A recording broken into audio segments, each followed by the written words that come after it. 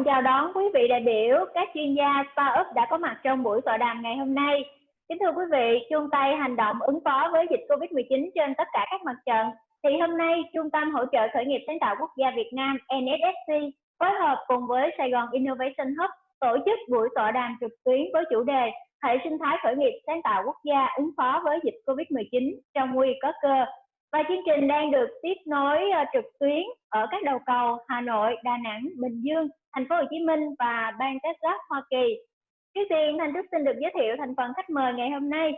Xin được trân trọng giới thiệu ở đầu cầu Hà Nội, ông Phạm Hồng Quốc, Cục trưởng Cục Phát triển Thị trường và Doanh nghiệp Khoa học Công nghệ, Bộ Khoa học và Công nghệ Việt Nam. Xin chào các bạn, xin chào Startup CV. Ở đầu cầu Đà Nẵng, chúng tôi xin được trân trọng giới thiệu ông Lý Đình Quân, Tổng Giám đốc Trung tâm Ươm tạo Khởi nghiệp Sông Hàn. Xin chào các anh chị, xin chào các bạn. Ở đầu cầu Bình Dương, chúng tôi xin được trân trọng giới thiệu ông Nguyễn Quốc Cường, Giám đốc Sở Khoa học và Công nghệ tỉnh Bình Dương. Rồi, xin chào tất cả mọi người. Và ở điểm cầu Thành phố Hồ Chí Minh, chúng tôi xin được trân trọng giới thiệu ông Huỳnh Kim Tước, Giám đốc C-Hub. Xin chào quý vị, xin chào tất cả các anh chị em. Và tiếp tục chúng tôi xin được trân trọng giới thiệu ông Nguyễn Hoài Nam, Giám đốc điều hành CEO Health, ứng dụng khám bệnh trực tuyến. Xin chào mọi người, xin chào tất cả các vị diễn giả. Chúng tôi cũng rất vui mừng được kết nối với một vị khách mời ở bang Texas, Hoa Kỳ, đó là ông Mạc Tuấn Minh, Phó Chủ tịch Tập đoàn Azura Holdings. Xin chào Thanh Trúc, xin chào tất cả các bạn trong chương trình. Một lần nữa xin được trân trọng cảm ơn các vị khách mời, các diễn giả đã nhận lời tham gia chương trình ngày hôm nay. Quý vị và các bạn thân mến, chúng ta đang được theo dõi chương trình tọa đàm trực tuyến với chủ đề Hệ sinh thái khởi nghiệp sáng tạo quốc gia ứng phó với dịch Covid-19 trong nguy có cơ. Và chương trình đang được kết nối tại 6 đầu cầu. Và đây là lần đầu tiên chúng tôi kết nối online hóa hệ sinh thái khởi nghiệp sáng tạo quốc gia. Thưa quý vị, hiện nay thì chúng ta đang thực hiện chỉ thị của Thủ tướng Chính phủ về cách ly xã hội 15 ngày. Thì không biết là hiện tại thì các diễn giả, các chuyên gia của chúng ta thích nghi với việc này như thế nào ạ? Xin mời ông Phạm Hồng Quốc ạ. Thưa các bạn, là tôi cũng đã được cách ly không chỉ 15 ngày mà trước đó có 15 ngày nữa. Tôi cũng thuộc diện là F2 trong cái chuỗi về ở Hà Nội thì có F0, F1, F2 cho đến F5. Thế thì tôi cũng vinh dự là được 2 tuần cách ly tại nhà và bây giờ thì là cách ly xã hội 2 tuần tiếp theo. Nhưng mà tôi có cảm thấy cũng nhiều điều rất là thú vị. Đây cũng là một cái cơ hội để mà chúng ta có dịp được gặp nhau online, trực tuyến. Cái sáng kiến của NSSC cộng với C-Hub, Trung tâm Khởi nghiệp và sáng kiến cộng đồng Bình Dương rất là hay. Đây là cái phiên làm việc đầu tiên mà chúng tôi cũng đầy hào hứng và cũng mong muốn có một cái cách làm mới. Chúng ta có thể kết nối toàn cầu ở bên nhau, xây dựng hệ sinh thái, trao đổi những câu chuyện mà toàn cầu đang thảo luận. Dạ vâng, xin cảm ơn ông Quốc. Xin mời anh Quân, không biết tình hình ở Đà Nẵng hiện nay như thế nào ạ? Bản thân vườn ươm Sông Hàn thì đã có cái thói quen làm việc qua công nghệ cách đây 3 năm rồi. Nên là khi mà khủng hoảng Covid xảy ra thì chúng tôi cũng rất là bình thường. Từ hồi tháng 2 thì chúng tôi cũng cho nhân viên làm ở nhà online hết. Từ đầu tháng 3 thì hầu hết là online 100%. Chúng tôi làm việc trong cái giai đoạn khủng hoảng này thì chúng tôi phải làm việc gấp đôi. Nghĩa là rất là nhiều cái ý tưởng sáng tạo chúng tôi phải đẻ ra liên tục để cấu trúc lại cái phương thức mới, cách làm mới. Dạ vâng, cảm ơn ông Quân. Xin mời ông Huỳnh Kim Tước chia sẻ một chút về cái thời gian này. Nếu mà nói về góc độ cá nhân đó thì cái mùa dịch này tôi cảm thấy tôi khỏe lên và vui lên. Có lẽ là do bớt đi công tác, rồi bớt hội họp, bớt nhậu nhẹt, cho nên là sức khỏe, rồi có ở nhà mình có cái thời gian ngắm nghía cây cảnh bông hoa, rồi chơi với con, rồi tự nhiên thấy nó tinh thần nó vui. Dạ vâng, xin cảm ơn ông Huỳnh Kim Tước. Xin mời ông Nguyễn Hoài Nam ạ. Cũng giống như anh Tước thì về mặt cá nhân thì cái thời gian bị cách ly này thì đã giúp cho tôi có cái thời gian nghỉ ngơi, ít đi công tác cũng như là ít có những cái cuộc gặp gỡ đối tác. Về công ty thì nếu về nội bộ thì từ trước đến giờ thì công ty cũng có làm việc online, tại vì công ty có 2 bộ phận ở Việt Nam và ở Mỹ, cho nên chúng tôi thường làm việc online cũng đã quen rồi. Tại thời điểm này thì sau khi bị cách ly thì chúng tôi cũng đã thay phiên nhân viên làm việc ở nhà. Còn đối với về mặt kinh doanh thì dĩ nhiên nó sẽ bị ảnh hưởng. Thì doanh nghiệp Geo Health là một doanh nghiệp cung cấp dịch vụ khám chữa bệnh tại nhà. Thì sau khi bị cách ly cũng như yêu cầu của Sở Y tế thì cái hoạt động khám chữa bệnh tận nhà, điều dưỡng đến nhà, bác sĩ đến nhà cũng phải tạm dừng. Đó để đảm bảo sức khỏe cho người bệnh cũng như bác sĩ và y tá. Vâng, xin cảm ơn ông Nguyễn Hoài Nam. Và tiếp theo xin Trúc xin được nghe một chút chia sẻ của ông Nguyễn Quốc Cường ạ. Rồi đối với cá nhân tôi cũng như Sở cũng như Bình Dương thì cái dịch cúm lần này thì nó cũng có nhiều cái vấn đề chúng ta suy nghĩ. Thì cũng như trường hợp như anh Tước nói thì thứ nhất là về cái áp lực thay đổi. Thì lâu nay cái thay đổi chúng ta thì đặt ra rất là nhiều nhưng mà khi áp dụng vào rất là khó. Đặc biệt là sử dụng những công cụ về công nghệ thông tin, về trực tuyến. Thì qua đợt dịch cúm này thì anh em đã chuyển hướng sang làm việc online thì thấy nó cũng hay. Thấy cũng hay thì thời gian tới thì tôi nghĩ rằng là cũng có cái gì để chúng ta phải suy nghĩ, cũng như là chúng ta cơ cấu tổ chức lại cái cách làm việc của chúng ta, đặc biệt là trong điều kiện là việc thì nhiều, yêu cầu thì cao, biên chế là ít. Thì đối với trung tâm sáng tạo cộng đồng và hỗ trợ khởi nghiệp Bình Dương thì dự kiến tôi đi vào hoạt động là từ ngày 9 Tết, ngày dính ngày dịch cúm thì chúng tôi ngưng. Tuy nhiên thì trong nguy có cơ nói như chỗ Thanh Trúc thì nhờ có trung tâm sáng kiến cộng đồng này thì trong thời gian mà trước cả dịch cúm, trước khi mà chỉ thị 16 ra đời thì chúng tôi cũng lấy không gian này hỗ trợ các sở ngành tổ chức các cuộc họp. Thì đặc thù Bình Dương thì Bình Dương là làm việc là tập trung vào trong trung tâm hành chính. Thành ra khi bắt đầu dịch thì đã hạn chế tập trung đông người, rồi hạn chế từ bên ngoài vào. Thì có không gian này chúng tôi cũng hỗ trợ rất là tích cực. Chúng tôi có 4 năm cái phòng họp để hỗ trợ toàn bộ các sở ngành có nhu cầu của chúng ta. Vâng, xin cảm ơn ông Nguyễn Quốc Cường. Thưa quý vị thì hiện tại thì chúng ta có kết nối với ông Mạc Tuấn Minh, hay còn gọi là ông Minh Mạc. Thì không biết là hiện tại thì ở Mỹ thì tình hình như thế nào, cá nhân ông Minh thích nghi như thế nào ạ? Thì mình cũng rất là bận đi công tác thường xuyên, nhưng mà đợt vừa rồi đây thì có cảm giác rằng là còn dự nhiều event hơn là bình thường, tại vì là thường mọi ngày thì có khả năng là có thể có những cuộc họp hoặc là có những cái sự kiện mà ở trong cùng một ngày hoặc là gần ngày mà ở rất là nhiều nơi, thậm chí là ở nhiều nơi trên thế giới, thành ra là không thể đi hết được. Nhưng mà bây giờ thì đúng là ví dụ như là từ 7-8 giờ sáng giờ ở Mỹ, giờ ở Texas đến bây giờ là 10 giờ tối, 10 rưỡi tối thì lại cũng ở Việt Nam thì làm việc giờ Việt Nam. Cũng từ đó thì cũng nói thêm về cái là về mặt doanh nghiệp thì bên tập đoàn của bên tôi thì lâu nay đã sử dụng các cái trực tuyến này rất là nhiều rồi, do là có các cộng sự và có các partners ở rất nhiều nơi trên thế giới, cụ thể là ở Việt Nam chẳng hạn, thì đúng là cách nhau đúng 12 giờ múi giờ cách nhau, thành ra là lâu nay đã sử dụng được cái là sử dụng online trực tuyến rất là nhiều rồi, thành ra cũng không các nhân viên chẳng hạn cũng không cần quá nhiều thời gian để mà có thể thích nghi được với cả cái tình trạng mới này. Vâng, xin cảm ơn ông Minh Mạc ạ. Kính thưa quý vị, qua những chia sẻ của các diễn giả vừa rồi thì Thanh Trúc thấy rằng tuy là các diễn giả có thấy được cái sự khó khăn và bất tiện, nhưng mà nhìn chung thì các diễn giả vẫn giữ được cái tinh thần lạc quan và xem như đây là một cái quãng nghỉ để mình tái tạo năng lượng cũng như là năng lực. Vào thời điểm này thì tuy có thể gọi là khó khăn nguy nan đối với một số cá nhân doanh nghiệp khởi nghiệp, nhưng mà biết đâu lại là cơ hội đối với những cá nhân doanh nghiệp khởi nghiệp khác. Thì thực trạng này như thế nào và liệu chúng ta sẽ có những cái cơ hội thách thức nào? Những nội dung này sẽ cùng được bàn luận ngay trong phần tọa đàm ngay sau đây. Nhưng mà trước tiên thì Thanh Trúc xin phép được mời ông Phạm Hồng Quốc, Cục trưởng Cục Phát triển Thị trường và Doanh nghiệp, Bộ Khoa học Công nghệ sẽ có đôi lời phát biểu nhân chủ đề ngày hôm nay. Vâng, xin kính mời ông Phạm Hồng Quốc. Theo cái chỉ thị và lời kêu gọi của Thủ tướng thì tất cả các bộ ban ngành thì đang tìm những cái giải pháp ngay sau khi dịch bệnh Covid thì phải khôi phục lại sự phát triển của kinh tế, và đặc biệt là sự phát triển của lực lượng doanh nghiệp.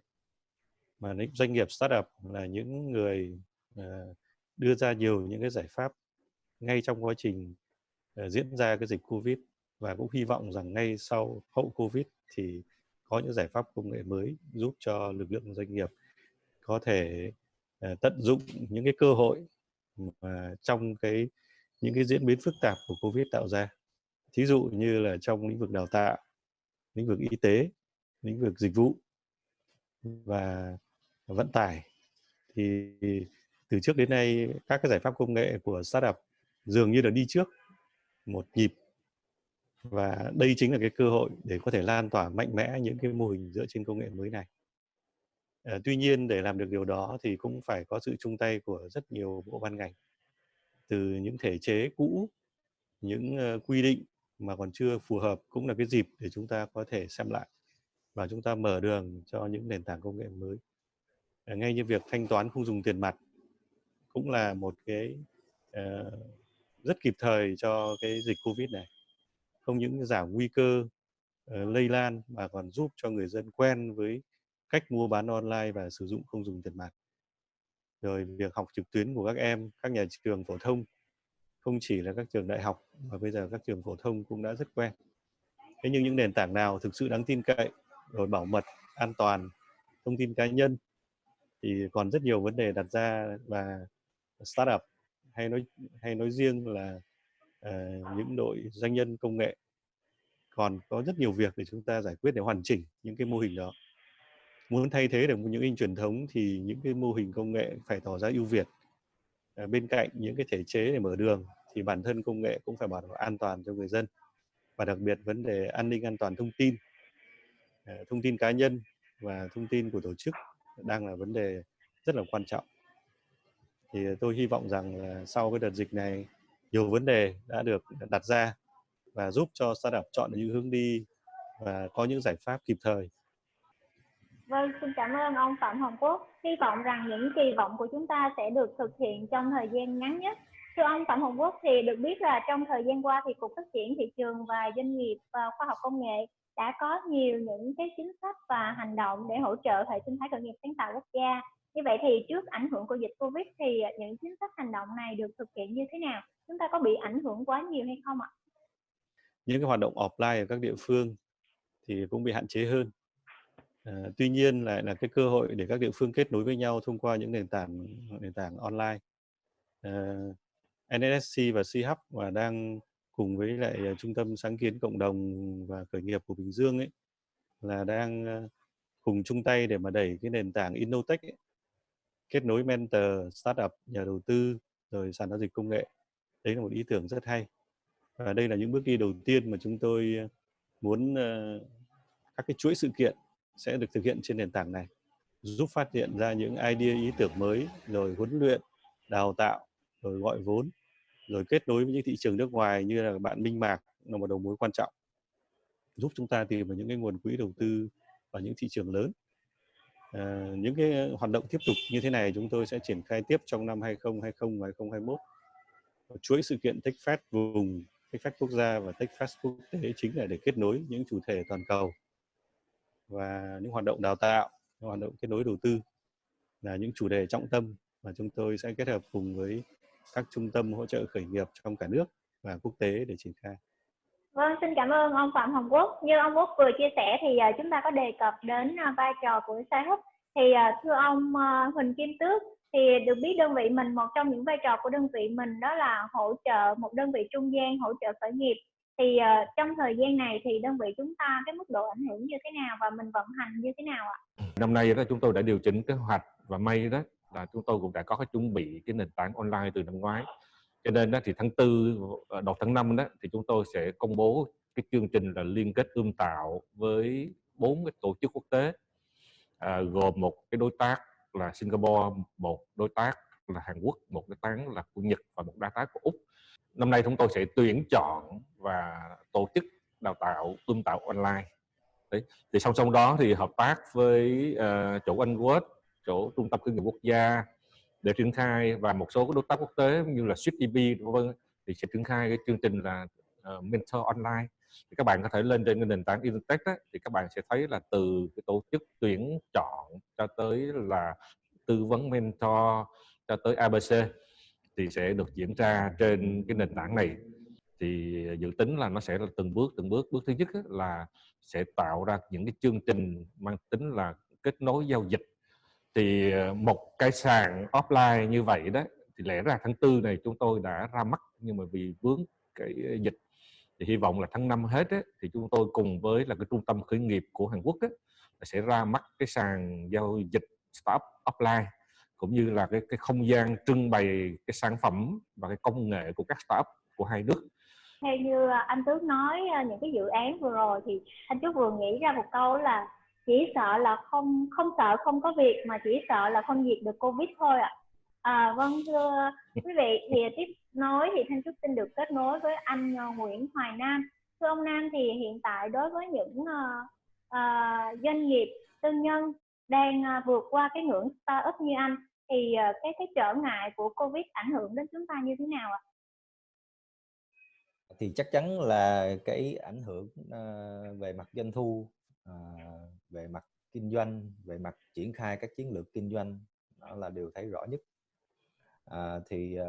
Là một cái doanh nghiệp startup thì như những doanh nghiệp startup khác thì có những cái vấn đề khó khăn, và lớn nhất đó là vấn đề về vốn. Tuy nhiên thì mình đã lường trước được những vấn đề đó, và những cái vòng gọi vốn của mình thì mình đã chuẩn bị cái nguồn vốn về tài chính cho cái giai đoạn tối thiểu là 18 tháng, nó gọi là cái cash runway đó. Thì chính vì thế thì mặc dù là trong giai đoạn này mà doanh thu của mình đang bị ảnh hưởng cũng khá là nặng nề, nhưng mà do là cái vòng gọi vốn vừa rồi thì chúng tôi đã dự trù được cái chi phí hoạt động của mình trong 18 tháng tới. Chính vì thế thì hiện nay thì doanh nghiệp GeoHealth cũng tạm ổn, có thể nói là có thể tồn tại trong một thời gian sắp tới. Vâng, xin cảm ơn ông Nguyễn Hoài Nam. Và tình hình ở Đà Nẵng thì cái ảnh hưởng của Covid đối với doanh nghiệp chúng ta như thế nào, thưa ông Lý Đình Quân? Thực sự là chúng tôi đã bắt đầu khởi động du lịch thông minh cách đây 3 năm rồi, nhưng mà vô cùng khó khăn. Nhưng mà rất là may là khi Covid mà nó diễn ra thì chúng tôi đã thấy rằng chúng ta đã bắt đầu chạm tới thành công rồi. Và những cái gì mà chúng tôi đã chuẩn bị 3 năm rồi thì chắc chắn rồi hậu Covid chúng tôi sẽ bắt đầu hành động. Ví dụ như giai đoạn này chúng tôi bắt đầu hành động bằng cách là chúng tôi hợp tác với một số cái công ty về công nghệ 3D, 4D. Chúng tôi hợp tác với lại những cái doanh nghiệp đổi mới sáng tạo và công nghệ về marketing, về sale, về quản trị doanh nghiệp, để chúng tôi nối nó lại thành một chuỗi. Từ đó nó tạo thành một cái hệ thống gọi là hệ thống tự động. Cái câu chuyện ở đây là làm sao để doanh nghiệp startup cũng như là những cái doanh nghiệp Việt Nam nắm bắt cái cơ hội vàng này để xâm nhập cái thị trường quốc tế. Đó là cái câu chuyện mà nó cực kỳ quan trọng cho tất cả những cái nhà quản lý, những người làm chính sách, những cái doanh nghiệp cũng như cả tập đoàn. Và đối với những cái doanh nghiệp truyền thống là đôi lúc bắt họ thay đổi một cái mô hình nó rất là khó. Nhưng chính bây giờ chúng ta giúp cho họ thay đổi hành vi, thay đổi tư duy nó trở nên rất là dễ. Tại vì bản thân cái thị trường nó thay đổi rồi, họ không thay đổi là họ chết. Nhưng mà trước đây là khi chưa có Covid thị trường nó không thay đổi, thói quen người dùng nó không thay đổi, nó làm cho doanh nghiệp SME buộc phải chạy theo thị trường. Họ phải mưu sinh, họ phải sống hàng ngày. Nhưng bây giờ thị trường thay đổi, thói quen thay đổi, họ buộc họ phải thay đổi mô hình. Và startup chính là câu chuyện là phục vụ được cái câu chuyện của SME, phục vụ được cái câu chuyện của thị trường. Nó làm cho sức sống và cơ hội của tất cả chúng ta đều rất là tốt. Thì Bình Dương là một trong những tỉnh mà đi tiên phong trong việc đẩy mạnh hệ sinh thái khởi nghiệp sáng tạo tỉnh nhà. Vậy thì ông Cường có thể chia sẻ một chút về hiện trạng hiện nay như thế nào đối với cái hệ thống hệ sinh thái khởi nghiệp ở Bình Dương ạ? Hiện nay thì cái Innotech của anh Tước đã giới thiệu Bình Dương cách đây cả hơn năm rồi. Thì trên tinh thần đấy thì BIC cũng đã đầu tư được một cái phòng và họp trực tuyến. Và ý tưởng chúng tôi là cũng xem như ở C-Hub làm gì thì ở BBC có cái đó. Đấy, và chúng tôi cũng sử dụng vào cái nền tảng online. Thì nói tóm lại thì Bình Dương hiện nay thì sẵn sàng hỗ trợ cho các bạn startup về thứ nhất về hai khía cạnh. Thứ nhất là về mặt bằng. Các bạn đến đây thì chúng tôi có những không gian hỗ trợ làm việc chung, và chúng tôi cũng có cái cuộc shop lab. Tuy nhiên trong thời gian tới thì chúng sẽ đầu tư theo nhu cầu của cộng đồng khởi nghiệp. Cái này chúng tôi cũng đạt được cái sự thỏa thuận với lãnh đạo tỉnh, sẽ hết sức hỗ trợ cho chúng tôi sẽ triển khai cái ý tưởng này. Cái thứ hai nữa chúng tôi sẽ hỗ trợ được các bạn startup là chính là các bạn sẽ đưa những sản phẩm ý tưởng vào trong cái khối doanh nghiệp hoặc là khối quản lý nhà nước. Tại vì Bình Dương thì không có quy mô kinh tế to như thành phố Hồ Chí Minh, nhưng mà nó cũng không quá nhỏ. Và ở đây chúng tôi cũng có cái hệ thống các doanh nghiệp cũng đa dạng ngành nghề. Thì khi các bạn có ý tưởng, các bạn có sản phẩm, các bạn có giải pháp, chúng tôi có thể đưa những sản phẩm này đến trực tiếp cho người sử dụng. Thì thật ra chúng ta cũng nói rất nhiều, chúng ta đặt kỳ vọng rất nhiều. Tuy nhiên đây là cái dịp chúng ta nhìn lại, chúng ta dừng lại, thì chúng ta nhìn lại coi thật sự lâu nay chúng ta nói, chúng ta làm được cái gì. Và đây là một cái áp lực để buộc chúng ta phải thay đổi. Vâng, xin cảm ơn ông Nguyễn Quốc Cường với những chia sẻ hỗ trợ hết mình dành cho các startup. Thưa ông Minh Mạc, hiện nay thì tình hình ở Mỹ như thế nào và các startup Mỹ đang làm gì để ứng phó trước dịch bệnh ạ? Giờ cảm ơn Thanh Trúc. Thì trước hết mình cũng xin muốn nói về cái đầu tiên là những thông số của bên Mỹ. Thì như mọi người cũng đã biết rồi, thì bây giờ trên thế giới có tổng cộng là khoảng độ 2 triệu ca tổng cộng. Thì riêng Mỹ là bây giờ đã có gần 700.000 rồi, nghĩa là Mỹ đang là một cái hub rất lớn của thế giới và bị đánh rất là nặng. Từ đó thì cũng có được một vài con số như là trong tuần đầu tiên thôi mà mọi người phải thực hiện sự cách ly ở nước Mỹ nói chung, thì đã có tổng cộng 6 triệu người đã phải khai thất nghiệp để lấy thất nghiệp hỗ trợ thất nghiệp ở Mỹ. Và sau đợt này thì con số đưa ra đang dự tính rằng có thể lên tới khoảng độ 25% số lượng gọi là thất nghiệp, khả năng thất nghiệp ở Mỹ. Để mà nói rằng là đây là một giai đoạn rất là khó khăn ở thị trường Mỹ nói chung và ở các nước trên thế giới nói riêng, từ Mỹ nói riêng và trên thế giới nói chung. Từ đấy thì thấy ra được rằng là tất cả mọi doanh nghiệp hiện tại bây giờ đều gặp khó khăn, cái là mình khẳng định được. Để nói ra điều đó, nhưng mà cũng có một cái rằng là cũng đồng ý với cả những diễn giả vừa nói, đấy chính là những cái startup ấy, thì rõ ràng rằng là họ đang rất là lean, đúng không? Rất là tinh cái operation của họ, và từ đó thì tạo ra được cái thế mạnh. Đấy chính là những doanh nghiệp lớn bây giờ thì cảm giác là gặp rất nhiều khó khăn do là hệ thống thì quá cồng kềnh và không ngay lập tức có thể là dịch chuyển được hay là di chuyển được. Nhưng mà trong khi đó thì các startup bây giờ thì có khả năng làm được việc đó. Một cái thứ hai mình cũng nêu ra ví dụ như là có cái công nghệ là video KYC, nghĩa là Know Your Customer, tạm dịch là để mà biết khách hàng của bạn là ai ấy, của bạn ấy. Thì đặc tính của ngành cho vay là bạn cần biết ngay từ đầu cái người mà đang apply này thì có phải là chính họ hay không. Nghĩa là bây giờ giả sử mình là Minh Mạc chẳng hạn, thì họ thì là mình sẽ đưa lên trên profile của mình là có ID là như thế này, nhưng mà hệ thống cần phải đủ thông minh để biết được rằng là Minh Mạc thì ông này mặt như thế này thì có trùng với cả ảnh hay không.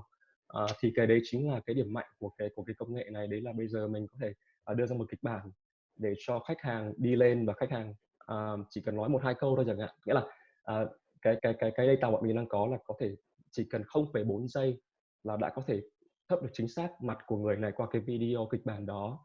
Khi mà họ đi lên họ video call với mình và match up với đó với cả là cái ID của họ để xem đây có phải là họ hay.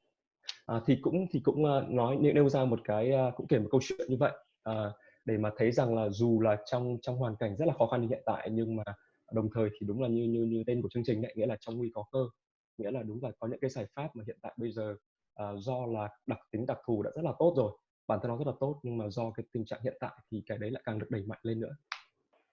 Thưa quý vị, qua những chia sẻ của các diễn giả vừa rồi khái quát lên hiện trạng khởi nghiệp sáng tạo quốc gia hiện nay, thì chúng ta có thể thấy rõ rằng dịch Covid-19 đã gây nên một cú sốc lớn đối với ý chí khởi nghiệp, cũng như là đóng băng hoàn toàn cái nguồn vốn nhân sự và đồng thời làm đứt rã cái hệ thống kết nối mạng lưới hệ sinh thái khởi nghiệp quốc gia. Thưa các chuyên gia, thì hiện tại trong cái thời buổi khủng hoảng dịch Covid-19 này thì chắc hẳn rằng tất cả các doanh nghiệp khởi nghiệp đều rất là hoang mang. Thì các chuyên gia có thể nhận định một chút về những cái rủi ro mà các doanh nghiệp gặp phải hiện tại, cũng như là cái cơ hội, mình có nhìn thấy cơ hội trong đó hay không? Xin mời các chuyên gia mình cùng lần lượt mình bàn luận sâu hơn về vấn đề này ạ. Thực ra thì những tuần vừa qua là chúng ta cũng nhận diện rất rõ là những cái loại hình công ty nào, quy mô nào là dễ tổn thương nhất. Ví dụ chúng ta thấy ngành hàng không, ngành du lịch vân vân là những ngành đang rất là tổn thương. thì cách đây khoảng 4 ngày đó thì bên sứ quán Mỹ họ có gọi cho tôi với một ý chia sẻ là chuẩn bị gì và cái sự thay đổi gì sau dịch. Thì tôi thấy mấy cái ý thế này, chắc chắn cái dịch ấy, nó làm thay đổi cái hành vi của cộng đồng và của doanh nghiệp, là chắc chắn, từ cái quản trị của xã hội cho tới quản trị doanh nghiệp và cái cấu trúc của kinh tế chắc chắn thay đổi. Nó có những cái xu hướng trước đây là nó cũng có cái thuận lợi, là một số xu hướng ấy, nó sẽ được thúc đẩy thuận lợi hơn, ví dụ như là về chuyển đổi số. Chắc chắn ví dụ như chuyển đổi số có khi là nó những chương trình rất lớn, trước đây chúng ta khó triển khai, thì cái cơ hội này thì cái vấn đề về chuyển đổi số nó sẽ thuận lợi hơn. Thứ hai là cái xu hướng tái cấu trúc lại theo hướng tinh gọn nó sẽ diễn ra,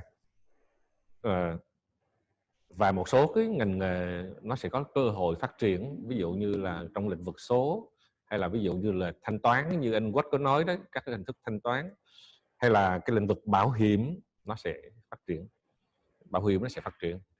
Thì tôi nghĩ là cái xu hướng ấy, tái cấu trúc doanh nghiệp theo hướng tinh gọn và là một cái xu hướng nó diễn ra. Thì những cái này nó đang là ưu thế của các ông startup mình. Thì tôi nghĩ đó là để cho startup mình phát triển mà chấp bắt được cái thời cơ hiện nay đó, thì có hai vấn đề. Một là những người trong hệ sinh thái chúng ta làm sao chia sẻ thông tin thị trường cho các bạn startup, phân tích chia sẻ thông tin thị trường, tôi thấy là điều cần thiết. Thứ hai là anh Quách sẽ mệt, anh Quách sẽ rất là mệt, vì cái cuộc chơi này đó nó đang sẽ tốc độ rất nhanh, mà nếu Việt Nam chúng ta không có một hệ thống hành lang pháp lý thì sẽ rất khó. Cho nên là cái pháp lý là cái mà sẽ phải cần chạy rất nhanh trước chúng ta, đặc biệt là ví dụ về những cái vấn đề liên quan đến chuyển đổi số. Cái chuyển đổi số mà nếu chúng ta không có một cái hệ thống các cái pháp lý cho cái chuyển đổi số thì nó cũng sẽ khó. Thì tôi nghĩ đó là những cái xu hướng thay đổi của thị trường sắp mới nó lại rất gần với những cái hiểu biết và cái tiếp cận gần đây của các bạn startup, thì đây là rất thuận lợi. Đặc biệt là cái xu hướng chuyển qua là về số. Thế thì với cái suy nghĩ của tôi á, các cái doanh nghiệp của Việt Nam á, chắc chắn là có tổn thương, và một cái lượng lớn á, nó sẽ có 3 cái cấp độ thế này. Cấp độ thứ nhất là hy sinh chết. Thì ở đây á, là những cái doanh nghiệp mà ở quy mô là nhỏ và trung bình nhỏ là sẽ rơi vào cái nhóm này. Cái nhóm thứ hai á, là cầm cự thay đổi và theo xu hướng là cải tiến từng ít theo cái năng lực của mình. Thì những anh này về bản chất anh cũng không có bước xa ra, và anh vẫn cứ tiềm ẩn tiếp tục nguy cơ, nhưng mà anh này anh có thay đổi. Thì cái tập quán, cái văn hóa quản trị doanh nghiệp của Việt Nam mình á, là vẫn từ là cái nền tảng quản trị gia đình quy mô nhỏ, chứ không có bài bản, không có chuyên nghiệp. Thì nó sẽ bắt đầu xuất hiện ra một xu hướng là hình thành các cái công ty quản lý doanh nghiệp giùm, tức là bằng cách là share về cổ phần để tôi quản trị điều hành các cái chiến lược kinh doanh vân vân cho các doanh nghiệp nhỏ và các startup. Thì nó dạng các cái hình thức là digital transformer nó sẽ hình thành ra để nó quản trị giùm. Tuy nhiên cái thói quen của doanh nghiệp mình ấy là khó thay đổi á, mặc dù mình có công cụ, nhưng mà cái tập quán, cái con người và cái thể chế quản trị cũ, nó là 3 cái rào cản chính để các cái doanh nghiệp mình có thể tiếp cận các cái công cụ hiện đại. Với cái lăng kính của mình ở bên Mỹ thì mình cũng có được một nhận định, đấy là thật ra nhận định này thì cả thế giới đều đang biết đến, đấy là trong bối cảnh chiến tranh thương mại hiện nay thì đặc biệt là do đợt dịch Covid này thì toàn thế giới đã thấy được sự lệ thuộc vào siêu nhà máy sản xuất, đấy là nhà máy ở Trung Quốc. Và ngoài việc chiến tranh thương mại lâu nay thì bây giờ có một cái nguồn sức ép rất là lớn nữa, đấy là sức ép từ người tiêu dùng. Và sức ép này thì đang có ở khắp nơi trên thế giới, không chỉ là ở riêng Mỹ. Nhưng mà nếu mà giả sử mình nghĩ rằng bây giờ mà giả sử ngày hôm nay mà mình survey 100 người Mỹ thì mình nghĩ rằng cả 100 người đấy sẽ đều hưởng ứng việc là chuyển nhà máy sản xuất của Mỹ sang từ Trung Quốc đi nước khác, đặc biệt là đưa về Mỹ nhưng mà đồng thời là đưa ra các nước ở Đông Nam Á. Thì làn sóng này sẽ là một làn sóng rất lớn trong thời gian sắp tới. Nghĩa là chiến tranh thương mại lâu nay trong 2 năm trở lại đây mà các bạn thấy được rồi, thì mình nghĩ rằng là thời gian tới đây nó sẽ gấp lên thế rất nhiều lần. Đặc biệt cụ thể đây là chỉ mấy ngày vừa rồi đây là chính phủ Nhật Bản đã đưa ra kế hoạch tài trợ cho các doanh nghiệp Nhật Bản lần đầu tiên để mà rời họ khỏi Trung Quốc. Còn đi đâu thì chưa cần biết.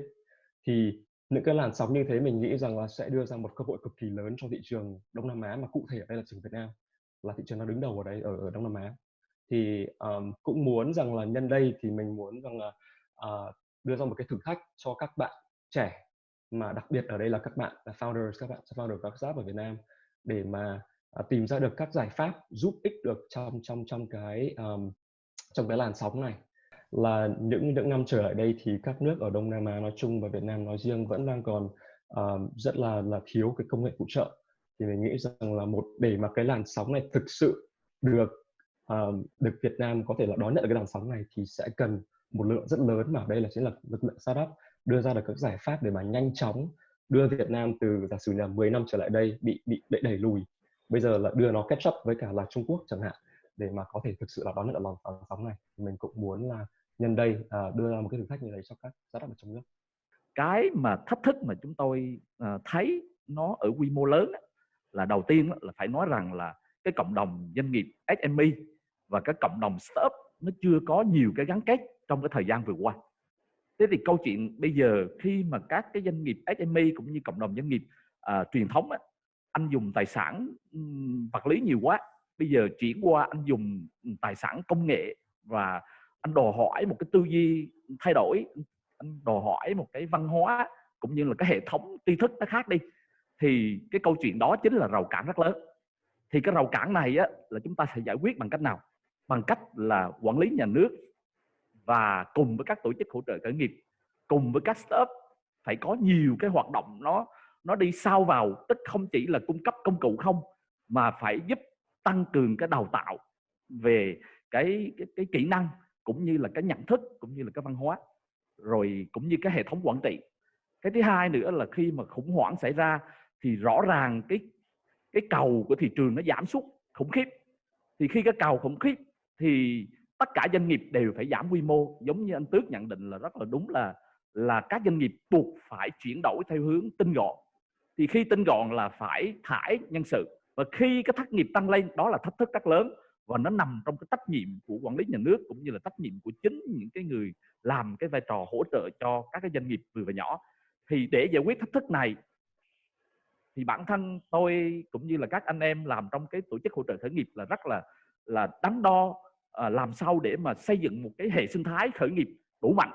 Trước đây chúng ta tìm số cái bạn trẻ khởi nghiệp nó sẽ khó, nhưng mà khi mà họ vào đường cùng rồi họ không còn đường nào hết, mà đôi lúc khởi nghiệp bây giờ nó là dễ dàng, rất là dễ dàng, tại vì anh tìm mentor cũng dễ, anh có hệ sinh thái cũng dễ, và bây giờ thì các địa phương rồi kể cả trung ương cũng vào cuộc, chính phủ cũng vào cuộc hỗ trợ cho khởi nghiệp hết, nên là cái việc mà họ chọn tới con đường để khởi nghiệp thì bây giờ nó là rất là dễ.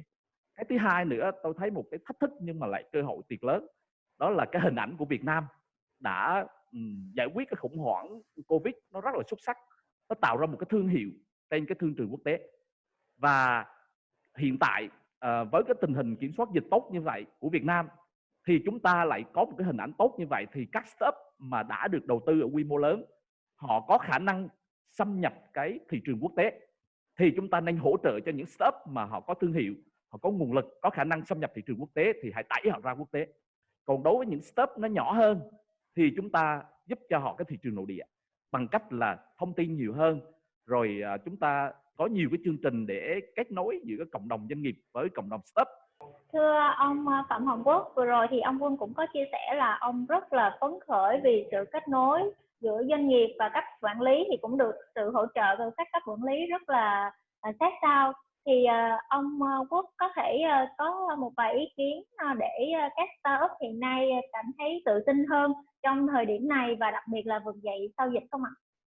Rất may là cái hệ sinh thái mà chúng ta hôm nay những người mà điển hình đã ngồi kết nối như này đã chuẩn bị cho những cái này cách đây một số năm. Chúng ta cũng đã làm những điều này không phải là vì chúng ta đã tiên đoán trước là có Covid, nhưng rõ ràng là cũng là ngẫu nhiên mà chúng ta đã nghĩ được ra là những cái mới, những cái đột phá là sẽ phải được áp dụng, phải được thay đổi. Kể cả những cái chính sách, những cái rào cản về pháp lý như là anh Tước nói thì chính phủ cũng đã giải quyết từng bước một, đã áp dụng rất nhiều những cái tiên phong. Tôi cho rằng là sau cái hậu Covid này thì sẽ còn nhiều chính sách mới, cũng như chúng ta đã có những chính sách tích cực trong việc đối phó Covid. Thì những chính sách mở đường cho doanh nghiệp chắc chắn sẽ được chính phủ ủng hộ. Chúng tôi là những người mà sẽ đề xuất ra những chính sách đó. Thì cũng rất mong là các thủ lĩnh ở các địa phương ấy, đưa ra những kiến nghị chính sách cụ thể để chúng ta có thể có những cái giải pháp tổng thể kiến nghị lên chính phủ. Những cái cuộc họp như thế này thì rất là hữu ích. Tôi cũng nhờ Startup TV rồi C-Hub và NSC ghi lại tất cả những cái sáng kiến, những giải pháp và những kiến nghị để chúng tôi tập hợp để gửi lên chính phủ. Thế thì tôi xin kiến nghị là cái chỗ mà anh Quân ấy đang làm cái nền tảng về du lịch thông minh ấy, anh làm sao anh link vào cái Innotech của anh Tước giúp tôi cái, để chúng ta đi quảng bá lẫn nhau, phát triển lẫn nhau. Bản thân NSC về chính sách quốc gia cũng đang link vào cái của anh Tước cũng như anh Cường. Chúng ta đi cùng nhau và chúng ta đẩy cái thương hiệu đi. Cái thương hiệu này là tôi nghĩ là một trong những cái cũng có thể đẩy ra tầm quốc tế đấy, chứ không phải là chỉ ở tầm nội địa đâu anh Tước ạ. Và vì thế có Minh Mạc, có Hoài Nam ấy là giúp chúng ta đưa lên tầm quốc tế đấy. Vâng, xin cảm ơn ông Phạm Hồng Quốc. Kính thưa quý vị, kính thưa các chuyên gia, thì hiện tại thì hộp thư của Việt Nam Startup TV đang có rất là nhiều câu hỏi cụ thể gửi về cho các chuyên gia. Anh Trúc xin phép được đọc và chuyển đến các chuyên gia, chúng ta sẽ giải đáp thắc mắc của các startup trong tình hình hiện nay ạ. Hệ sinh thái khởi nghiệp thay đổi để tồn tại. Như vậy, liệu sau dịch Covid thì những thay đổi này có phát huy tác dụng được không? Thì anh Tước có đề cập đến vấn đề lúc nãy, thì anh Tước có thể chia sẻ thêm. Thực ra thì tôi không có quá lo ngại là có được không được. Tôi chỉ nghĩ đơn giản một điều là nếu các bạn có một cái dự án tốt thì không phải tôi mà tôi nghĩ cả cái sinh thái này đều sẽ tập trung giúp bạn các mức độ khác nhau. Bạn thấy ngồi trong cái cộng đồng này, từ pháp lý, từ định hướng, có anh Quách nè, rồi có những đơn vị như anh Cường là lo hỗ trợ, chính sách hỗ trợ, rồi có cả những đối tác ví dụ như anh Minh lo thị trường, vân vân. Hạ tầng thì cũng có rất nhiều, anh Cường, anh Quân chuyên môn có hết. Rồi cái hệ sinh thái này có đầy đủ các chuyên gia, các mentor để tư vấn cho bạn. Thì tôi vẫn chỉ nghĩ đi lại là các bạn startup nên bắt đầu từ việc là gặp mentor để mà phát triển cái dự án mình lên tốt. Đó là cái điều tiên quyết. Online này đó là có một cái sàn về tài chính trong đấy, nhưng mà các bạn nên nhớ là liệu dự án mình có được người ta đầu tư tiền không. Cho nên là nên gặp mentor. Và hiện nay thì giữa C-Hub rồi NSSC, Trung tâm Khởi nghiệp Quốc gia, rồi Sweet EP, rồi là sáng kiến cộng đồng mentor Việt Nam đã thống nhất xây dựng một cái kênh mentor online trên nền tảng Innotech. Mà tôi nói các bạn á, là giả sử như các bạn ở Cà Mau, làm sao mà các bạn có thể gặp được một mentor thành phố Hồ Chí Minh? Làm sao mà các bạn ngồi ở Việt Nam, các bạn có thể nghe một lời mentor từ một ông tỷ phú ở Mỹ được, nếu nó không là online? Cái online nó không phải chỉ là đối phó với cái Covid, mà online là cái con đường duy nhất để chúng ta có thể tiếp cận các cái nguồn lực ở từ xa. Vâng, xin cảm ơn ông Tước. Thưa quý vị, một câu hỏi nữa là với những doanh nghiệp bắt trend app y khoa thì họ đã thực sự thành công trong giai đoạn này. Vậy sau dịch, khi thị trường bão hòa thì liệu họ có môi trường phát triển như trước hay không? Chắc là lĩnh vực này xin mời anh Nguyễn Hoài Nam đi ạ. Trong cái ngành y tế đó thì có rất nhiều doanh nghiệp khởi nghiệp trong cái lĩnh vực y tế, đặc biệt là y tế số. Tuy nhiên là vẫn chưa có đạt được những thành công nhất định, cũng có nhiều doanh nghiệp đã dừng cuộc chơi. Thì tôi nghĩ là nguyên nhân chủ yếu của các startup đó là cái việc thiếu cái kiến thức chuyên môn. Thứ hai nữa là thiếu cái nguồn vốn, và cái thứ ba nữa là thiếu cái sự hỗ trợ để mà tiếp cận thị trường, để mà xâm nhập thị trường và cũng như phát triển khách hàng. Thì chính vì thế thì khi mà họ không hội tụ những yếu tố cần thiết để mà có thể phát triển doanh nghiệp, để mà có thể scale, để có thể tạo ra một cái sự khác biệt, thì và rồi thiếu vốn thì cho nên là sẽ rất là khó để mà có tồn tại. Tại thời điểm này thì sau cái dịch Covid thì dĩ nhiên nó sẽ có một cái sự sàng lọc. Thì công nghệ thông tin đã thay đổi rất nhiều cái ngành nghề kinh doanh truyền thống, từ vận tải, từ du lịch, từ khách sạn vân vân. Nhưng đặc biệt trong lĩnh vực y tế thì công nghệ thông tin chưa có một cái nét rõ rệt, đóng một cái vai trò rõ rệt trong cái việc thay đổi cái dịch vụ y tế, cái cách tiếp cận dịch vụ y tế và cách dịch vụ y tế được mang đến cho người có nhu cầu. Chính vì thế thì Geo Health ra đời để mong là định nghĩa lại cái việc cung cấp dịch vụ y tế. Giờ cái mảng rất quan trọng là về y tế, nên xin mời anh Nam mang cái Your Health của anh ấy tích hợp vào đấy đi để hỗ trợ cho hệ sinh thái về du lịch, về gắn với du lịch là cái sức khỏe đi, được không ạ? Chúng ta Dạ vâng. đi tôn vinh lẫn nhau và chúng ta giúp cho những cộng đồng startup trong lĩnh vực của mình. Dạ vâng. Đây nó đang có một cái công ty luật, một công ty về tư vấn thương mại điện tử, một công ty về giao dịch việc làm, một cái thư viện bán sách. Cho nên là cách của mình là mình đang xây dựng cái nền tảng để kết nối với cộng đồng. Nên là các bạn lên đây là dùng được cái nguồn tài nguyên là khách hàng chung trên này. Thì mình rất là sẵn sàng. Đấy, ví dụ như vai trò của mình là vai trò kết nối đấy. Thì mình vào đấy là mình vừa đi du lịch, mình vừa đi khám bệnh. Mà mình quảng cáo luôn cho cả anh Quân, cho cả anh Nam, cho anh Tước luôn. Dạ vâng, thì cảm ơn anh. Tại vì thực ra thì cái này là Geo Health cũng đã nghĩ đến rồi. Cái việc mà những người khách du lịch ở các nước khác đến thì đến Việt Nam, hay là những người khách du lịch từ các tỉnh khác đi sang một cái tỉnh khác, thì cái vấn đề là khi mà họ có cái vấn đề về sức khỏe thì họ cũng sẽ rất là bỡ ngỡ và không biết sẽ liên hệ với ai để có thể là giải đáp những cái vấn đề sức khỏe của mình, hay là kịp thời khám chữa bệnh. Thì thông qua cái Geo Health, nếu chúng ta kết hợp với du lịch, kết hợp với những khách sạn, thì những cái khách du lịch họ có vấn đề gì thì là họ lập tức họ có thể sử dụng cái ứng dụng của mình, và họ có thể gặp ngay những người bác sĩ từ những cái bệnh viện có uy tín, có thể trả lời giải đáp thắc mắc cho họ. Tốt quá. Đấy, tí nữa mà kết nối với lại Minh Mạc nữa, thế là anh em mình có ngay giải pháp để giúp startup trong nước rồi đấy. Dạ, thưa các chuyên gia thì chỉ cần ngồi lại với nhau thì một chút qua kết nối online thì chúng ta có biết bao nhiêu là dự án cùng kết nối với nhau, đúng không ạ? Và chắc là Thanh Trúc xin gửi đến các chuyên gia 2 câu hỏi nữa. Chuyên gia có thể nhận định chung về những kịch bản rủi ro cho nhà đầu tư đã và đang đầu tư trong giai đoạn này là gì? Chắc là xin phép mời anh Minh Mạc đi ạ. Từ năm 2008, 2009 chẳng hạn, thì nghĩa là từ những đợt mà cũng là kinh tế thế giới bị ảnh hưởng rất là nhiều ấy, thì từ đấy là đã mở ra được cơ hội cho rất nhiều các cái startup. Giả sử bây giờ nhiều startup mà bây giờ mình nêu tên ra thì tất cả mọi người ở Việt Nam hay là trên thế giới đều biết đến, như là Uber chẳng hạn, hay là WhatsApp, hay là Instagram vân vân, thì đều là từ những cái đợt đó mà ra. Thành ra rằng mình nghĩ rằng là bản thân cho cái nhà đầu tư ấy, thì đầu tư vào startup đã là rủi ro rồi, nên là mình nghĩ rằng thời điểm hiện tại thì tất nhiên rằng là sẽ cần phải chú trọng hơn nữa về mặt là có thể là phân tích cái sự rủi ro đó, nhưng mà đồng thời thì ở đây là cũng có rất nhiều cơ hội nếu mà họ tìm được những startup đang vươn lên, và đặc biệt là dựa vào những cơ hội đang có ở thời điểm hiện tại, thì mình nghĩ là đấy là cơ hội rất là lớn để họ có thể đưa lại được return rất là tốt. Anh Cường, hiện nay thì chúng ta cần nuôi dưỡng những startup lĩnh vực gì để họ phát triển mạnh mẽ hơn, và doanh nghiệp cần chuẩn bị gì để nắm bắt cơ hội?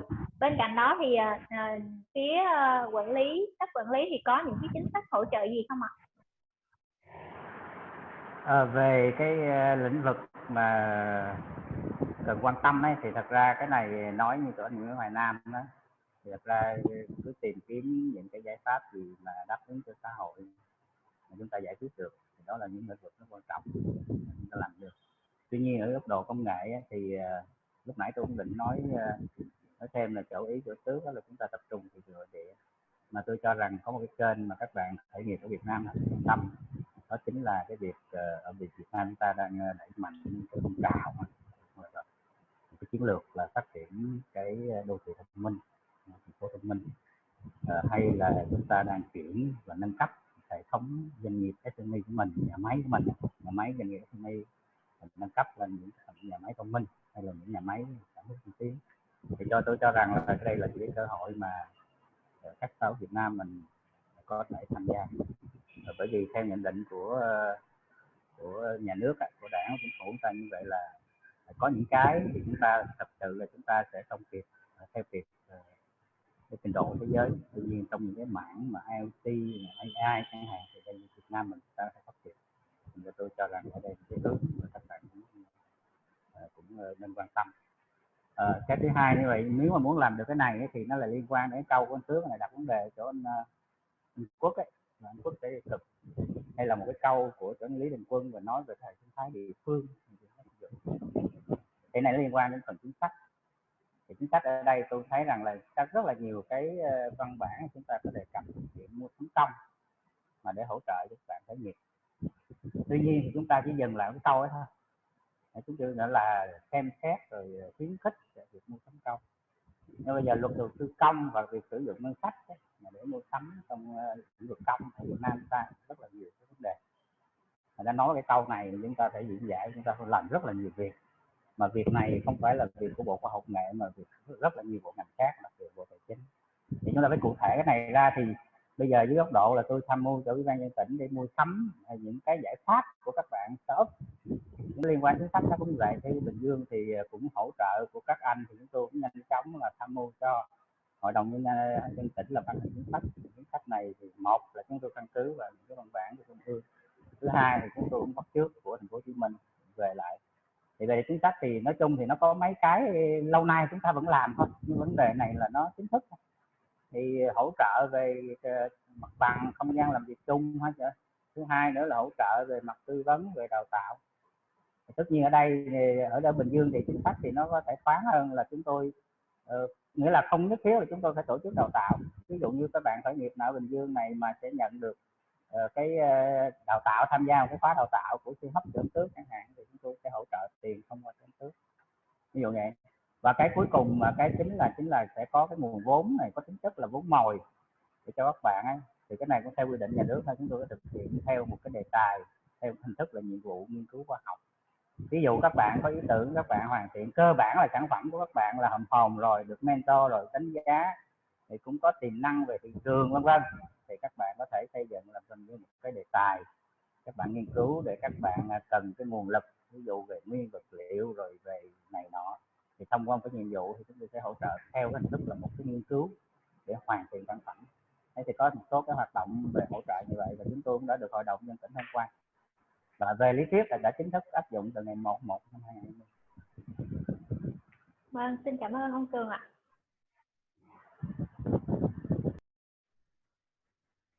Vâng, xin mời ông Quốc ạ.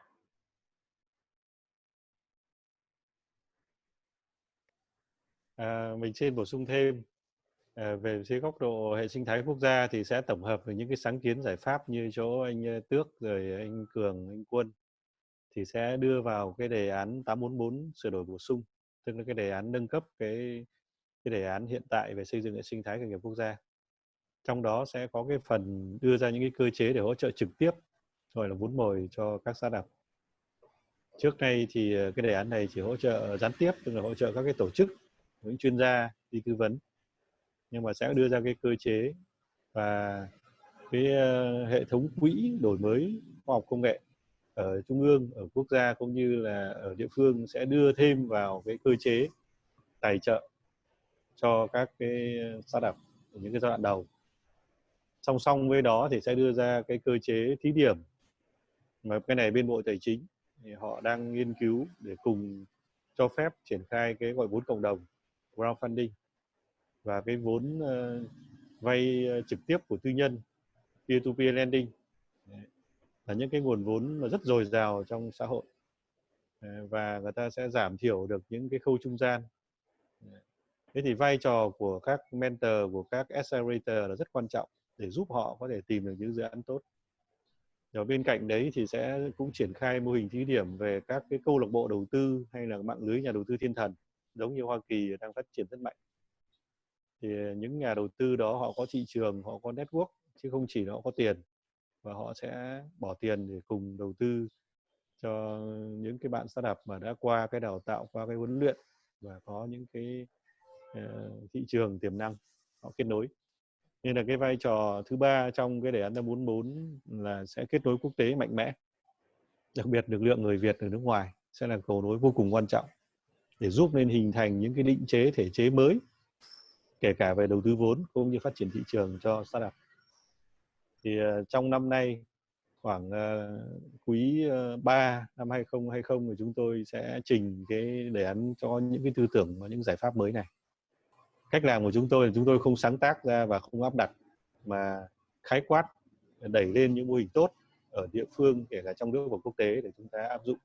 Thứ hai là như anh Cường có đề xuất ấy, là sẽ đưa ra một cơ chế để khuyến khích địa phương tùy theo cái điều kiện thực tế của mình để đưa ra những cái giải pháp, những gói hỗ trợ, những chính sách hỗ trợ, chứ không bị tình trạng là trói một tay giơ lên còn một tay kia bị trói lại ấy, thì không làm được, mà để cho cái tính tự chủ nó cao hơn. Thì đấy cũng là một cái cách mà tôi thấy là cái giải pháp hôm nay thu được rất là hay. Và những cái tư tưởng này chúng tôi sẽ đưa ngay vào trong cái dự thảo đề xuất của cái đề án 844 sửa đổi. Vâng, xin cảm ơn ông Phạm Hoàng Quốc. Về phần chính sách hỗ trợ này thì các chuyên gia mình có chia sẻ thêm về vấn đề gì không ạ? Có lẽ anh có thêm mấy cái đề xuất sau cái phần chia sẻ của anh Quốc. Thì trong cái nghị quyết số 1 của chính phủ thì có một cái chủ trương rất là quan trọng để mình tạo ra một cái nền tảng vững chắc cho cái việc phát triển cái hệ sinh thái khởi nghiệp đổi mới sáng tạo của Việt Nam, thì là hình thành những cái trung tâm đổi mới sáng tạo ở các cái khu vực và thúc đẩy cái việc thành lập các cái trung tâm đổi mới sáng tạo ở tại các địa phương. Thì việc này một số địa phương là đang làm rất là tốt, giống như anh Chủ Anh Cường, anh đã làm được cái trung tâm cái nối cộng đồng, thì đó chính là cái trung tâm đổi mới sáng tạo. Thì cũng rất mong là chỗ anh Quốc có thể thúc đẩy cái việc này nhanh hơn. Tại vì bản thân trong cái quá trình mà chúng tôi tư vấn cho các địa phương làm cái hệ sinh thái là chúng tôi thấy rằng là các địa phương vẫn rất là thụ động. Thứ nhất là thụ động, thứ hai nữa là hầu như là chưa biết cách để mà thay đổi nhanh cái việc gọi là chuyển hóa cái hệ sinh thái đổi mới sáng tạo nhanh hơn. Vì giai đoạn này chính là giai đoạn cực kỳ quan trọng để chúng ta chuẩn bị các cái nền tảng chuyển cái SME qua SME sáng tạo luôn, và thúc đẩy luôn cái lực lượng khởi nghiệp mà chúng ta dự kiến rằng là thất nghiệp nó sẽ tăng. Thì chúng ta cần phải đẩy nhanh cái việc này. Số lượng mà các cái địa phương mà thành lập cho cái trung tâm đổi mới sáng tạo hiện tại là rất là ít, số lượng rất ít, nhưng mà chủ trương của chính phủ sắp tới thì theo nghị quyết 1 thì tôi biết rằng là 2 năm nữa là 63 tỉnh thành là phải có hết, nhưng mà tới bây giờ hầu như là chưa có mạnh mẽ, là một. Cái kiến nghị thứ hai mong anh Quốc xem xét để mà thúc đẩy là sau Covid thì chắc chắn rằng là những cái hoạt động của đề án 844 chúng ta sẽ hạn chế offline mà chúng ta sẽ tăng cường online nhiều hơn. Thì cũng mong là có một cái chính sách cho những hỗ trợ thông qua online và những cái hoạt động nó có tính online nó chất lượng hơn. Cảm ơn anh Quân có những cái đề xuất rất là cụ thể. Rất vô tình là anh đề xuất đúng những cái mà chúng tôi cũng đang định triển khai. Cũng có thể là do trước đây anh cũng đã từng đề xuất. Thế thì ngay như buổi sáng hôm nay anh em mình nếu bình thường ra thì chắc là vẫn còn đang ở trên sân bay chứ chưa về được cái Sài Gòn, chứ chưa dám nói là đến Bình Dương hay là sang đến Mỹ, đúng không? Mà ra là ra rất nhiều giải pháp rất hay. Không chỉ Startup TV thu lợi đâu mà bản thân chúng tôi cũng có rất nhiều cái thu nhập hái lượng được rất là tốt. Một là phát triển hệ thống các tổ chức mạng lưới địa phương, đấy chính là nghị quyết 01 của chính phủ năm 2019. Và bây giờ thì hoàn toàn phụ thuộc vào sức khỏe của anh Tước. Tất cả các tỉnh đồng bằng Đông Nam Bộ và Tây Nam Bộ là đã đặt trên vai anh rồi. Hôm vừa rồi anh em mình đã ký kết, thì năm nay anh phải nhân bản rất nhanh cái mô hình Startup Hub này. cái mô hình này nó khác với lại incubator trước kia Minh Mạc ạ. Tức là các cái vườn ươm đóng kín thì thường ở các khu công nghệ cao, ở những cái khu mà có thể kín cổng cao tường để làm những công nghệ rất mới. Nhưng mà Startup Hub chỉ là nơi kết nối những nguồn lực đã có sẵn để trở thành hệ sinh thái, chứ không nhất thiết là phải tạo ra một cái gì quá mới. Nó cũng đây là một tinh thần mà tôi cho rằng rất phù hợp ở Việt Nam, mà khi chúng ta đi sau thì chúng ta tận dụng những cái tài nguyên có sẵn. Chứ tại sao mà cứ mỗi người phải tự đầu tư làm một cái mới làm gì? Đấy. Innotech là một cái ví dụ rất điển hình, mà đấy là một tư tưởng, một cách làm tôi cho rất hay. Và các bạn XCN đã nói với tôi ngay từ hồi thì bắt đầu xây dựng 844, cũng như là bang Ohio của Mỹ, chuyên gia xây dựng hệ sinh thái của Mỹ là xây dựng sau Silicon. Nhưng các bạn bây giờ đi nhanh không kém gì Silicon cả. Chỉ vì tận dụng cái lợi thế người đi sau là tận dụng những cái người trước đã có, và mình làm cho mình thật là tiết kiệm, mà lại tận dụng được cái mạng lưới rồi cái uy tín rồi có sẵn hết của người đi trước. Thế thì bây giờ anh Tước anh đã bỏ vào đấy hơn 10 tỷ đồng và bao nhiêu công sức, bao nhiêu năm để kết nối mạng lưới. Thế thì cách chúng tôi làm là tôi nhân bản anh Tước lên. Đấy, nó trở thành hệ thống quốc gia. Sau 2020 thì bắt đầu năm 2021 là anh Tước bắt đầu phải ra ngoài Bắc, ra miền Trung. Nhưng anh chứng minh được mô hình của anh thành công và đem lại ích cho mọi người, chắc chắn mọi người đi theo. Cái đó là bây giờ thời đại bây giờ không có đấy hay gì bằng thực tiễn, bằng hiệu quả. Thế thì cũng mong là anh Quân nhanh chóng gương mẫu khai thác anh Tước tối đa cho để chúng ta nhanh chóng có một mô hình ở Đà Nẵng, thậm chí là có thể nhân bản sang Huế, sang Quảng Nam.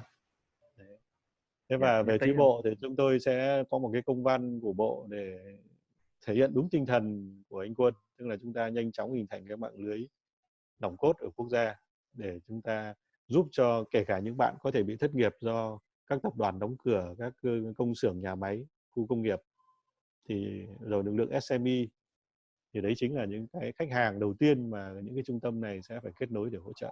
Thế còn cái điểm thứ hai anh cũng đề xuất thì rất là chúng tôi cũng sẽ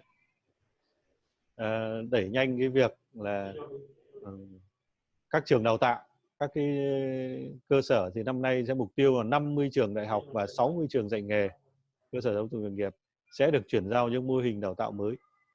Bên cạnh cái tổ chức nòng cốt ở địa phương thì đây là cái mạng lưới tạo nguồn cho startup, cho thế hệ mới, cho doanh nghiệp sáng tạo. Đâm ra là năm nay sẽ ký kết hợp tác với các thầy này, những người này sẽ phải đi truyền bá này, sẽ phải đi nói về các mô hình này. Rồi mình mời thêm những người như là anh Minh Mạc, anh Hoài Nam, những người có kinh nghiệm thực tiễn. Đấy, rồi cái chỗ Việt Challenge.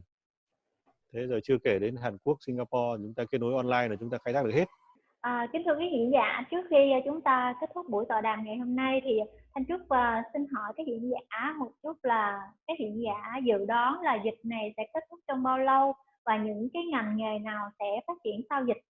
Dự báo là đến tháng 9 ấy, nó mới bình thường, nhưng mà tháng 6 là nó sẽ bắt đầu khôi phục. Tháng 6 tức là có một số hoạt động hiện nay đó là mình chưa thể làm được, có thể tháng 6 làm được, nhưng mà nếu mình nó gọi là để nó trở lại bình thường. Và quan điểm của mình đó là những cái kế hoạch nó bị dồn ứ của quý 1, quý 2 á, nó sẽ dồn qua quý 3 và quý 4. Sau tháng 9 ấy, là cái thị trường Việt Nam nó sẽ tăng tốc rất là mạnh mẽ, nó sẽ rất là mạnh mẽ. Nó có một cái điểm thuận lợi đó là cái nền kinh tế sơ cấp của Việt Nam ấy, nó không có gắn quá chặt vào cái nền kinh tế mà ở mức độ cao cấp của thế giới. Cho nên thông thường những cái tác động của thế giới ấy, nó có ảnh hưởng mạnh mẽ của những cái công ty, tập đoàn nhiều quốc gia mà cái tính tương tác của nó mạnh, cho nên là cái tác động. Đặc biệt cái nước mình là cái nước xuất khẩu các cái sản phẩm nó mang tính là nhu yếu phẩm và sinh hoạt, cho nên ấy, cái thị trường này nó sẽ phục hồi nhanh vào quý 3 và quý 4. Cho nên là cái chết ấy, là những anh nào không đủ cái nguồn lực để duy trì hoạt động của mình cho tới thời gian đó. Đấy thì cho nên mình nghĩ là ổn. Còn thì mình nghĩ rằng để mà mọi thứ trở lại bình thường thì chắc chắn phải cả năm nữa. Tuy nhiên như anh Tước nói thì có một số cái lĩnh vực riêng cho nước Việt Nam chúng ta có thể bắt đầu khởi động từ từ, bắt đầu từ khoảng tầm tháng 6. Tuy nhiên có một số lĩnh vực khác như là du lịch, hàng không chắc chắn là sẽ ảnh hưởng nặng nề, tại vì cái hành vi tiêu dùng chắc chắn sẽ thay đổi, và cái sự e ngại cũng như cái tốc độ mở cửa của Việt Nam mình đối với thế giới chắc chắn sẽ chậm, tại vì chúng ta có thể vượt qua cái đỉnh dịch sớm hơn những cái nước trên thế giới, những cái thị trường mà hiện nay đang chiếm cái thị phần khách du lịch cho Việt Nam như Trung Quốc, Mỹ, châu Âu, và họ chưa, cái đỉnh dịch của họ đang quá trễ so với Việt Nam. Chứ mình thấy một số cái ngành nghề đó họ sẽ bị ảnh hưởng nặng và cái thời gian phục hồi sẽ lâu hơn. Riêng với lĩnh vực y tế thì chắc chắn là trên toàn cầu thì sắp tới cái lượng vốn trước khi dịch đã diễn ra đã thu hút rất nhiều cho cái lĩnh vực về y tế trên toàn cầu, và đặc biệt Việt Nam cũng nhận được rất nhiều cái nguồn đầu tư cho những cái lĩnh vực y tế và startup liên quan đến y tế số. Thì bên cạnh đó tôi nghĩ là giáo dục hoặc là những cái mô hình e-commerce hoặc là những cái mô hình vận chuyển, trao đổi hàng hóa, bán hàng online, thì những cái ngành đó thì cơ hội sẽ tiếp tục rõ ràng hơn so với họ. Quan sát của tôi thì Việt Nam sẽ giãn từng khu vực một. Những khu vực nào có nguy cơ cao thì chúng ta sẽ tiếp tục, những khu vực nào chưa có nguy cơ cao thì chúng ta sẽ tạo điều kiện để cho phục hồi lại cái sản xuất kinh doanh. Tại vì nếu như để lâu quá thì chúng ta sẽ khó phục hồi lại, mà trong khi đó Việt Nam phải thực hiện một cái chiến lược là phục hồi nhanh và tạo dựng tương lai nhanh, là chiến lược giai đoạn bây giờ. Thì tôi nghĩ là ở Việt Nam ở mức độ khoảng cuối tháng 6 là có thể là khả quan, cuối tháng 6 là khả quan nhất. Còn đối với châu Á thì cỡ khoảng là tháng 8. Còn đối với cả quốc tế thì tôi dự đoán rằng nó phải là qua năm 2021 thì cái công nghệ và nền tảng online nó sẽ lên đời, và tất cả những cái mô hình kinh doanh dựa trên nền tảng online sẽ bắt đầu phát triển rất là nhanh. Thì đầu tiên nó phải là dựa trên online trước.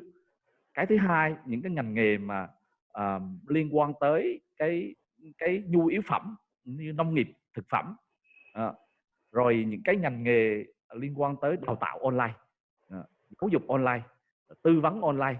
Thưa các chuyên gia, thì chúng ta cũng đã đồng hành với nhau một khoảng thời gian cũng rất là hữu ích và cùng rút ra được rất là nhiều vấn đề. Thì để kết thúc chương trình thì Thanh Trúc xin mời ông Phạm Hồng Quốc sẽ có đôi lời phát biểu nhân cái chương trình ngày hôm nay.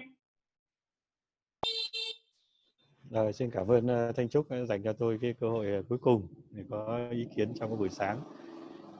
Thì tiếp mấy ý kiến của chuyên gia ấy, thì tôi nghĩ rằng là ít nhất là sau Covid, ngành du lịch, ẩm thực, văn hóa bản địa là sẽ phát triển. Thế sau đó ấy, thì lại bắt đầu quan tâm đến sức khỏe. Đương nhiên ăn rồi chơi rồi mà lâu không được ăn thì thế nào cũng lại phải tập thể thao và chăm sóc sức khỏe, tư vấn bác sĩ. Nên là mấy cái món đấy là chắc chắn là ngon.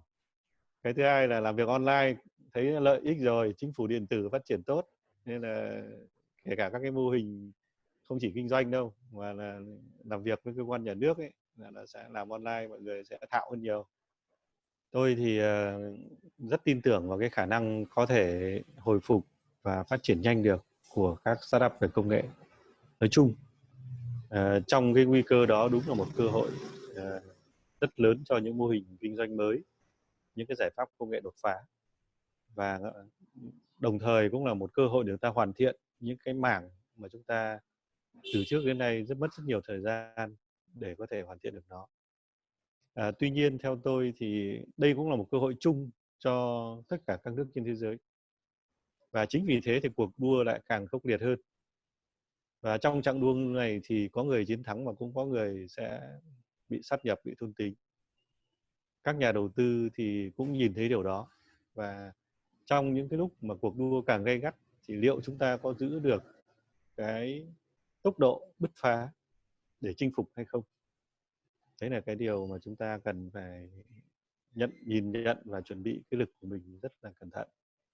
Điểm thứ hai là cái nguồn nguyên liệu để cho cái cuộc đua đấy, cho những lực lượng trẻ đấy có thể phát triển nhanh được, chúng ta có sẵn sàng không?